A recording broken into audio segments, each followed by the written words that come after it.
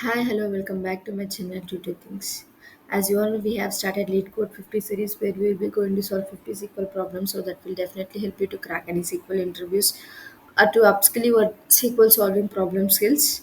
So we have already covered 28 videos in this series. Now we are in the 29th video. I hope you have watched all those videos. If you haven't watched those videos, no problem. You can just go to my channel where you will find a playlist on Lead Code SQL 50 series. You can just go through that playlist. That will definitely help you to solve these kind of problems to improve your knowledge on SQL concepts. So now we are in the problem 1045. The customers who brought all products, it's a problem name. So let's see the schema first and understand the problem statement. Okay, customer is the table they have given. Some columns are in the table, so that is customer ID and product key. Both are integer type. This table may contains duplicate rows, so duplicate rows are possible in that. Customer ID is not null, but customer should be there, so this is not null. They have given, and for product key is the foreign key. There's a referent column to the product table. So we are having one more table called as product table. So the reference for this product table is product key. Here is the this act as a foreign key here. Okay, product is a product table. Column name is having product key only. Only one key, one column is there in the product table. That is product key, which is the primary key for the column with the unique values for this table. Okay, unique values for this it is mapping to the customer table. Product and customers both two tables are there. So okay, write a solution to report a customer IDs from the customer table that brought all the products in the product table. Okay, so who customer who brought all the products from the product table, they want those kind of customers. Okay, that is what they are asking. They're asking like customer IDs from the customer table that have brought all the products in the product table, whatever the products is mentioned in the product table that have brought by only one customer. So by using the product ID, we have to get the connection from the product table and get the person who have brought all the products, okay, from the product table. Okay, the result can be in any order they are asking. So let's see the example so that you will understand better. So see the first case. So customer ID is there here and product key is there. Customers are one ID customer is there, and two ID customer is there, and three ID customers. If you see first ID customer having product five fifth product they have buyed, and then second ID person sixth product, and third ID person fifth product, and third ID person sixth product, and first ID person sixth product. So let's see the products whatever having. We are having only two products, that is 5 and 6.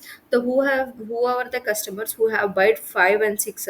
So see, first customer we have bought 5 one time and then 6 as one time, and see third person have bought 5 one time and 6 have one time. So these two customers, so first customer and third customer. So customer with customer ID 1 and customer with customer ID 3 have bought all the products from the products table. By seeing the product ID, we have identified that. So let's see the output for this. If we see customer ID 1 and 3, so these two customers have buy that whatever thing. Okay, all the products. Okay, so now you have understood this example, right? Let's see how we can solve this particular problem. So firstly what we have to do, you have to understand that is we have to get the distinct product keys. So how many distinct products for the particular user we have, so that thing we have to get. Okay, let's see, we have to get the customer ID, right? So from which table? Customer table. So let's start with that. So select from which table? From customers table. So what we have to select? We have to select that is customer ID. So that thing.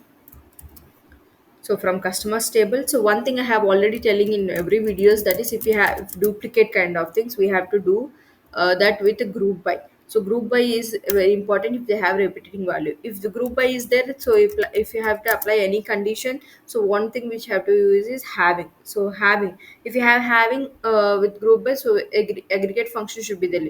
So count of, so what we have to get, we have to get only once, right? So product ID can be repetition, right? So they have to duplicate rows can be possible, and customer ID. So to product ID can be also duplicate. One person can have buy the product two times, but only we have to need if there is only one time also is enough. So we have to get distinct product IDs, like so.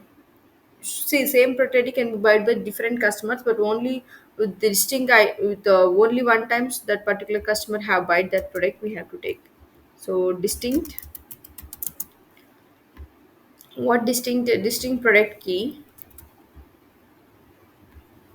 distinct product key from which table. So product key should also match with the products table, right? So whatever the products they have mentioned in the products table, we have to get from that only. So select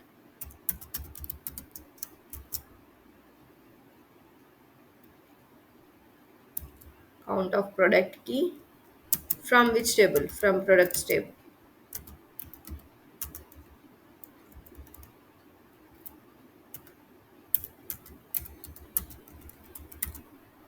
See, fine, right? So we have to get the distinct product keys for this. In this table, first we have to taking the group ID from customers and grouping with customer ID. We have to take distinct whoever the customers having all the products. So that should be in the all the products kind of thing. So distinct ID. If you see first customer, let's see this with an example. So see first customer. So first customer, I'm grouping this five and these two values will be getting. So in this we have to get product keys, that is 5 and 6. So these distinct product keys should be fall under the product keys of product table. So this 5 and 6, from this having we are taking the product keys of 1 and for first customer, we are grouping first customer. So taking product keys of those first customer, that is 5 and 6, and taking second customer, that is only 6, and taking customer keys or product keys of the third customer, that is 5 and 6. So now see, 5 and 6 combination is there, 6 combination is there, and 5 6 combination is there, and we are having like that. And we are checking that that should fall under the product keys, all the product keys mentioned in the product table. So if you see 5 6 is equal to 5 6, so that is first column is now coming as a value. And then see for the third one, that is only having for the second one only having 6, that is not equal to the count of what we say. What is the, see, all the keys is nothing but we have taken distinct, right? So then count is enough. So if we see without having a distinct and everything, no, we should not take count. Now we are just taking the count, because so not should be a value we have to take. So if you see distinct, there is a distinct only values, product is there is no match of 1 2 3, then you can just take the count. The count of this 5 6 is equal to the two counts which we have in the product case in the product table. If you see for the customer 2, we only have 6, that is count here is 1. 1 is not equal to 2, so that is why 2 customer is not printed here. So now 3 is having 5 6, that is count of distinct product case from this table is 2, that is equal to count of product IDs from this product ID is 2. So that is the case. So as aliasing name is not needed, because customer ID is the only column that will come here. So I'm just running this query. So this is the one of the possible ways to solve this particular kind of problem. You can also have different ways to solve this particular problem. Let me know in the comment section what method you are following, so that will help the other subscribers also who are watching these videos. They know what the possible ways you are thinking about.